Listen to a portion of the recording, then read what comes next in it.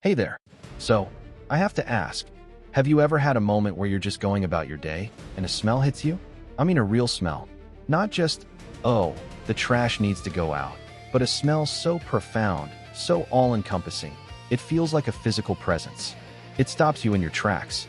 It makes your eyes water. It feels historic. For me, it was walking past a particular open market in Dhaka on a sweltering summer afternoon as a kid. A cocktail of ripe fruit, diesel fumes, spices, and life. It's a memory etched in my senses. But imagine if that smell wasn't just a passing moment. Imagine if it was your entire city. And it wasn't just unpleasant, it was killing people. That's exactly where our story begins. Welcome back. I'm Ibnul J. Farabi, and this is the Curiosity Compendium. Today, we're diving into a tale of filth, fear, and finally, foresight. An episode I'm calling The Great Stink. How a London Summer Saved Civilization. Picture London, 1858. The heart of the British Empire, the workshop of the world. A city of staggering wealth and crushing poverty. And for centuries, it had been solving its sanitation problem in the most straightforward way possible. It dumped everything into the River Thames. We're talking human waste from millions of homes, runoff from slaughterhouses, chemical waste from factories, all of it flowing into the city's main waterway. Now, the Thames has a tide, so this horrific soup would slosh back and forth through the city, festering. For years, people complained. The river was dark, thick. They called it monster soup. But it was a problem you could mostly ignore until the weather changed. The summer of 1858 was freakishly hot. A long, relentless heat wave baked London. And as the temperature soared, the Thames began to cook. The water level dropped, exposing banks of putrid sludge. The smell that rose from the river wasn't just bad, it was a palpable, aggressive force. It was said to be so powerful it could knock a man over. It seeped into the halls of Parliament, whose buildings sat right on the riverbank. Legislators tried to hang lime-soaked curtains in the windows to block the stench, but it was useless. The business of the empire literally ground to a halt. This was the Great Stink. And it's the perfect example of a problem becoming impossible to ignore only when it starts affecting the people in power. But here's the crucial thing. Londoners already knew bad smells were dangerous. They just didn't know why. They believed in miasma theory, the idea that diseases like cholera were spread through foul air.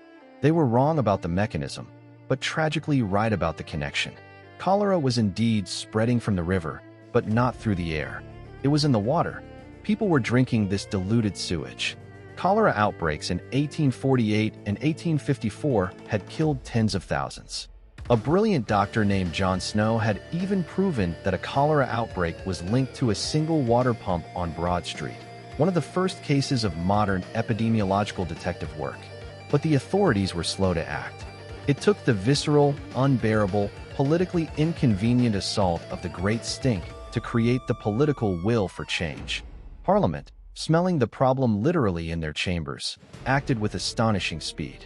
They gave a green light to a colossal engineering project that had been proposed years earlier but repeatedly stalled. They tasked a visionary civil engineer named Joseph Bazalgette with a single mission: replumb the entire city. Bazalgette's plan was breathtaking in its scale and simplicity. He designed a system of intercepting sewers that would run parallel to the Thames, but deeper, collecting all the waste from the old, overflowing drains.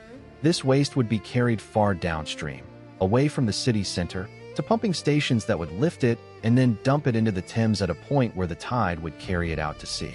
He also designed monumental embankments along the river to house the sewers, which actually reclaimed land and created new thoroughfares. But to do this, he had to make a critical life-or-death calculation: the diameter of the pipes.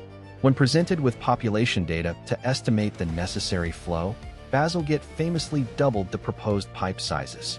He didn't just plan for the London of his day, he planned for the London of the future. He accounted for growth, for expansion, for the unknown, and he built it to last. They used millions of bricks, thousands of workmen, and the very latest in Portland cement technology. It was the largest civil engineering project the world had ever seen. And it worked. Not only did it end the Great Stink virtually overnight, but it also eradicated cholera from London. The death rate plummeted. Life expectancy soared. The Thames, that open sewer, began to clear. Fish returned. Bazalgette had not just cleaned up a mess. He had built the circulatory system for a modern, healthy metropolis. Now, as an engineer and entrepreneur myself, sitting here in New York City, I can't help but reflect on this story from a few different angles. First, as an engineer, I'm in awe of Bazalgette's foresight. That decision to double the pipe size is a legendary lesson in systems thinking. It's the antithesis of short-term, cost-cutting thinking.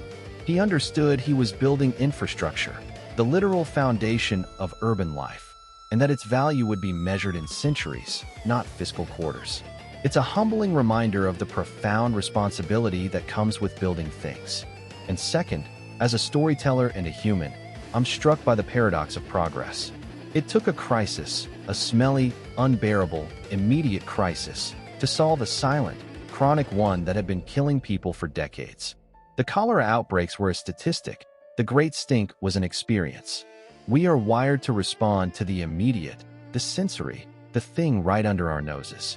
Sometimes, progress requires that the abstract problem becomes a tangible nuisance to those who hold the keys to change. It's frustrating, but it's human nature. The story also makes me think about my own city, about the invisible systems that keep this sprawling island alive. The subways, the water tunnels, the electrical grid.